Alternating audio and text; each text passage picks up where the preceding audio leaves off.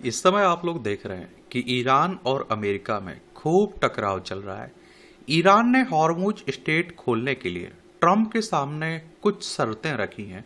उन शर्तों के बारे में भी बात करेंगे। और देखिए, ये हमारा प्यारी क्या है, पृथ्वी है। ये है हमारी प्यारी पृथ्वी। इसमें आप देखेंगे ये हमारा प्यारा भारत है। और इसमें आप देखेंगे ये चाइना हो गया, ये पाकिस्तान, ये रूस है, यूक्रेन है। ये आप लोगों को ईरान देखने को मिल जाएगा। तेहरान इसकी राजधानी है। ये फारस की खाड़ी है, ये ओमान की खाड़ी है। यहाँ आप लोगों को हॉर्मुज जल डमरू देखने को मिल जाएगी। ये आप लोगों को इजराइल देखने को मिल जाएगा। यहाँ आप लोगों को संयुक्त राज्य अमेरिका देखने को मिल जाएगा। वॉशिंगटन डीसी इसकी राजधानी आपको देखने को मिल जाएगी। ये हॉर्मुज जल डमरू मध्य है। तो ईरान और ओमान ने कहा कि रणनीतिक तौर पर अहम हॉर्मुज स्ट्रेट से यातायात मैनेज करने के लिए एक नई व्यवस्था पर बातचीत सकारात्मक रही और इससे समुद्री यातायात की बहाली की उम्मीद जगी है। हाल के दिनों में बातचीत हॉर्मुज के जरिए एक संभावित नए मार्ग पर केंद्रित रही है। इस नए मार्ग की जिम्मेदारी ईरान और ओमान साझा करेंगे। लेकिन जैसे जैसे उम्मीद बढ़ी, ईरान ने सार्वजनिक रूप से कई मांगे रखी। ईरान का कहना है कि हॉर्मुज स्ट्रेट को फिर से खोलने से पहले अमेरिका को उसकी कुछ शर्तों को पूरा करना होगा। इनमें से कई मांगे 17 जून को ईरान और अमेरिका के बीच हुए समझौता ज्ञापन के कुछ हिस्सों से कहीं आगे जाती हैं। बाकी कुछ मांगे दोहराई गई, लेकिन अब उन्हें हॉर्मुज स्ट्रेट के फिर से खुलने से जोड़ दिया गया। ये क्या मांगे हैं? तो आप देखिए, ईरान की सरकारी फिसारक IRIV पर छपे एक बयान में ईरान की सर्वोच्च राष्ट्रीय सुरक्षा परिषद के पूर्व सचिव और सर्वोच्च नेता के वर्तमान सलाहकार मोहम्मद बगैर जोल गादर ने चेतावनी दी कि अमेरिका को अपने व्यवहार में सुधार करना होगा और मांगों की एक सूची को पूरा करना होगा। उनके मुताबिक रवैये में सुधार करने के लिए अमेरिका को नीचे दी गई शर्तें पूरी करनी होगी। ईरान को कभी भी किसी भी भाषा से धमकी न दें और न ही इस राष्ट्र की पवित्रता का मान करें। ईरान का कहना है कि अमेरिका को उनके देश को धमकाना बंद करना होगा या आश्वासन देना होगा कि भविष्य में ऐसी धमकियां दोबारा नहीं दी जाएंगी। यह मुख्य रूप से एक राजनीतिक और सुरक्षा संबंधी मांग है।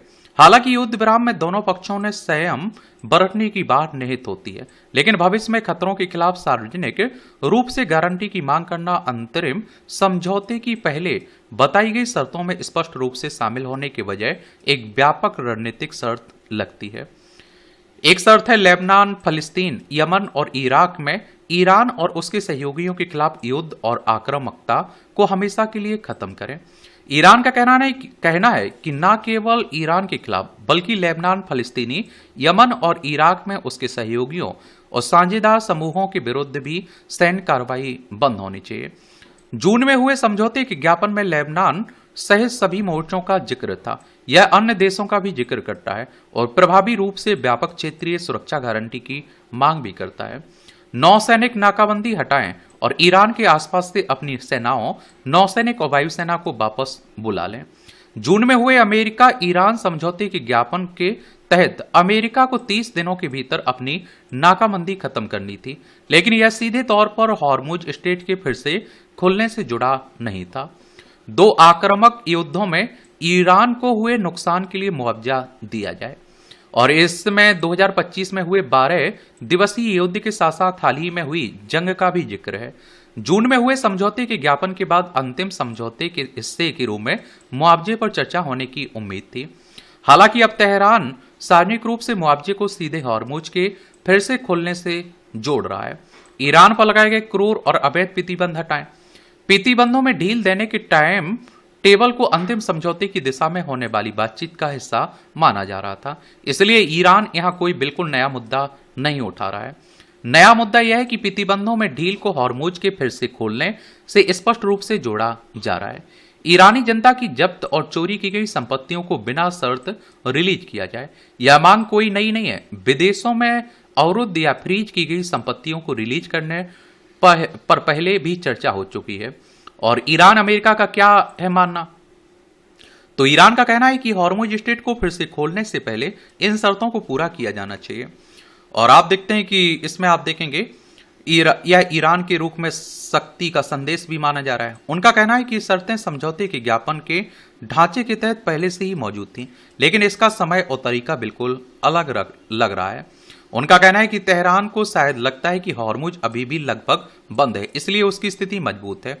हालांकि बीबीसी वर्ल्ड सर्विस के वीकेंड कार्यक्रम से बात करते हुए अमेरिकी विदेश नीति थिंक टैंक क्विसी इंस्टीट्यूट के कार्यकारी उपाध्यक्ष तेता पारसी का आकलन अलग है।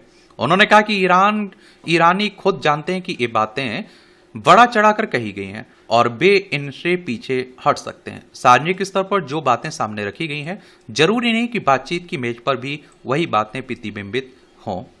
और पारसी का यह भी मानना है कि यह एक बातचीत की रणनीति हो सकती है।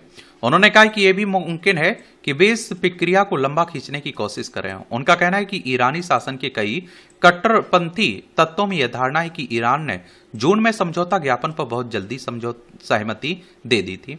फिर यह समझौता कुछ ही दिनों तक चला और टूट गया, क्योंकि इस पर हस्ताक्षर होने के कुछ ही दिनों बाद जवाबी हमले फिर से शुरू हो गए। पारसी का कहना है कि ईरान में कुछ लोगों का तर्क है कि अगर बातचीत को और लंबा खींचा जाता है तो राष्ट्रपति ट्रंप शायद ईरानी ठिकानों पर हमले का आदेश इतनी जल्दी नहीं देते, क्योंकि इस स्थिति में तेल की कीमतें और बढ़ती और वैश्विक अर्थव्यवस्था को और नुकसान होता है। जाहिर है कि ईरान यह गलती दोबारा नहीं दोहराना चाहता है।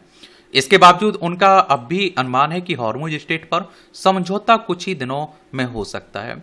जो लोग जहाजों का इंतजार कर रहे हैं या तेल की कीमतों पर नजर रख रहे हैं, वे उम्मीद कर रहे होंगे कि पारसी का कहना सही हो। बाकी देखते हैं कि क्या होता है इन दोनों के बीच, ये तो आने वाला वक्त ही बताएगा। लेकिन खूब टकराव देखने को मिल रहा है, इसमें कोई दो राय नहीं होनी चाहिए। आप लोग अपनी राय जरूर बताया करिएगा। धन्यवाद।